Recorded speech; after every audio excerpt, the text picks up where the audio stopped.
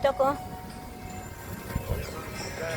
Ito yung ano ko, ito siya yung ano, lemongrass. Kahit na sa Paris lang ako, sa Paso lang siya, at least may tanim.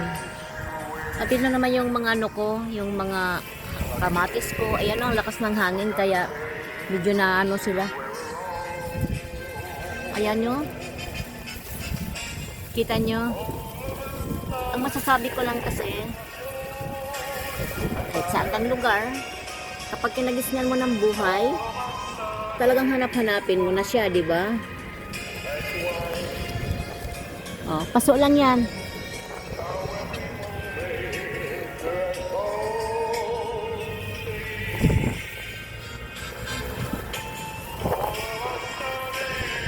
Masaya ka ba kung makakita ka ng mga ganito? Kaya mo siyang bilhin, kaya lang, iba talaga pag sarili mong tanim, di ba? Kaya sa buhay ko, wala na akong masasabi. Nangangarap ako na konting pangarap lang at ang lahat ay ibinigay sa akin ng Panginoon. So ngayon, wala na akong ibang hiniling kung hindi. Uwi ako sa sarili kong bansa. Saan doon ako isinilang. At ang gagawin ko ay magtatanim ako ng mga gulayin. Kasama ko ang aking mga kapatid.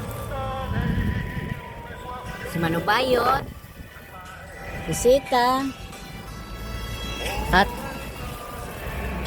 si Manibuning. Yan. Kasi si Inting nasa Laguna eh. Tsaka magtatanim ako, magano ko doon ng manukan. Parang masaya naman ang magiging ano namin. Nahapay ang akong kuan. Tingnan mo nga yung mga ano, nagtago.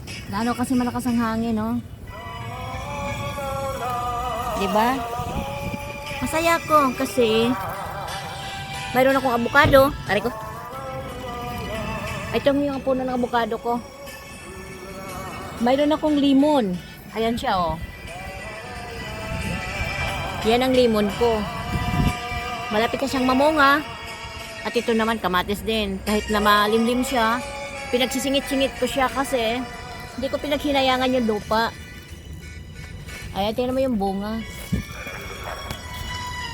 Ayan.